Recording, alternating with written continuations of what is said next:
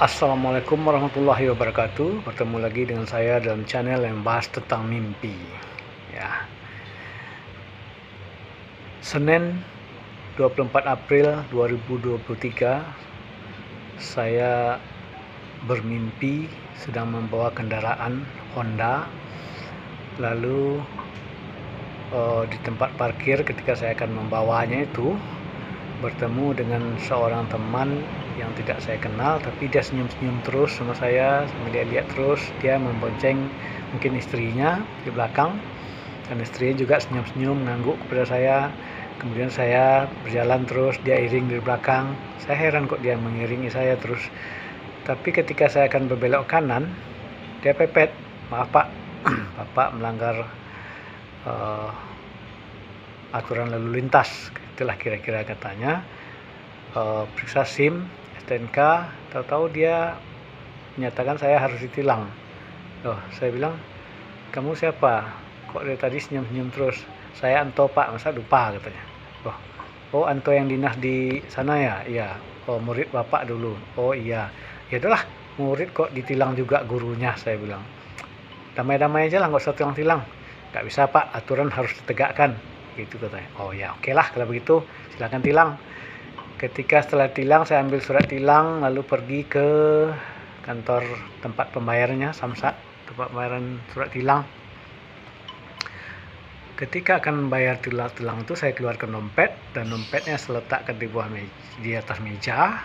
Sebelah saya itu ada seorang ibu, dompet saya itu diambilnya. Saya mengeluarkan uang 200.000, tapi saya lihat dompet itu tidak ada lagi, sudah dihilang. Lalu saya bilang, "Bu, kembalikan dompet saya," karena saya tahu dia mengambil dan saya lihat, dan dia dengan baik saja mengeluarkan dompet itu. Kemudian dompet itu saya kantongi lagi, lalu saya pergi ke loket untuk membayar denda tilang tersebut. Tapi karena antri agak lama juga, lalu tiba giliran saya, petugas meminta KTP, lalu saya keluarkan lagi dompetnya.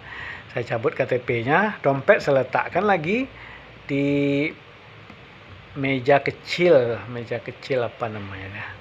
Pokoknya adalah tempat situ yang bisa meletakkan dompet. Lalu saya bayar denda tilang itu 200.000. Ternyata dompet saya itu jatuh.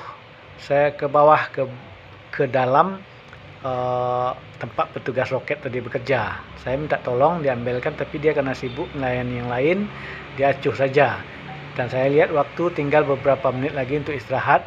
Mungkin orang ini sebentar lagi istirahat, saya akan ke dalam dan ngambil dompet saya. Begitu. Betul, 5 menit kemudian waktu istirahat tiba, petugas loket semua pergi, entah ke masjid, entah kemana, entah makan. Lalu saya masuk, saya ambil dompet. Dompet saya tadi kok nggak ada lagi, kok hilang. Petugas tadi nggak mungkin ngambil, kemana siapa yang ngambil ini? Saya jadi bingung. Hal itu saya laporkan kepada petugas yang ada. Semua sibuk mencari dompet saya itu, tapi tetap tidak ketemu. Kata petugas harus buat surat kehilangan. Bingung juga karena dalam dompet itu banyak sekali, SIM, KTP, kartu ATM, dan kartu ATM titipan orang tua, titipan ini itu ada mungkin 8 buah kartu ATM di dalamnya. Saya rasa begitu. Saya membuat surat kehilangan satu-satu repot juga, saya bilang. Waduh, saya jadi bingung ini. Yang membingung saya, apa tafsiran mimpi ini? Apa makna mimpi ini? Itu yang lebih membingungkan saya setelah saya bangun. Ya, saya terbangun dan saya dalam kebingungan. Ini tafsirnya apa ya mimpi saya ini?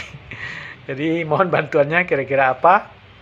Sambil bercanda, tidak masuk dalam hati, tidak mengartikan itu sebuah mimpi, tapi hanya tafsiran saja. Silakan buat di komennya ya. Tentang mimpi seringkali mempunyai makna dan seringkali tidak mempunyai makna. Seringkali hanya juga bunga tidur saja. Tetapi yang mempunyai makna juga mengandung hal-hal yang baik, mengandung hal-hal yang buruk. Jadi bisa jadi informasi bagi kita. Berdasarkan pengalaman saya, kalau mimpi yang tafsirnya nanti arahnya jelek, lakukanlah perbuatan-perbuatan baik. Berdoalah, beramallah, berbuat baiklah sebanyak mungkin, berzikirlah, bertakwalah, bertawakallah. Insya Allah mimpi yang arahnya tafsirnya nanti tidak baik, jadi baik. Demikian juga sebaliknya, jika mimpi itu tafsirannya baik, ya, misalnya kita akan sukses, kita akan mendapat keuntungan, kira-kira begitu tafsirannya. Kita melakukan hal-hal yang tidak baik, hal-hal yang buruk, hal-hal yang berdosa, mimpi yang tadi arahnya baik itu bisa nasib baik tadi akan berubah, sepertinya akan berubah ke arah yang buruk. Bisa begitu. Ya, itu berdasarkan pengalaman saya.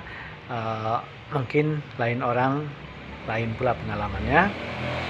Namun, apa yang saya rasakan tentang tafsiran mimpi, tentang mimpi-mimpi saya, sejak Ramadan kemarin, saya sudah bertekad sesuai dengan anjuran beberapa kawan, beberapa orang keluarga, saya akan mencatat lagi setiap mimpi saya, mengingatnya dan menyampaikannya. Siapa tahu hal ini bisa menjadi hal baik bagi saya, bagi umat manusia, ya. Seringkali saya mendapat ilham di mimpi-mimpi yang kadang bukan untuk diri saya sendiri saja, tapi kadang juga untuk khalayak banyak. Mulai dari saya, kemudian keluarga, kemudian orang banyak, sering begitu, ya. Demikian saja pembahasan tentang mimpi kali ini.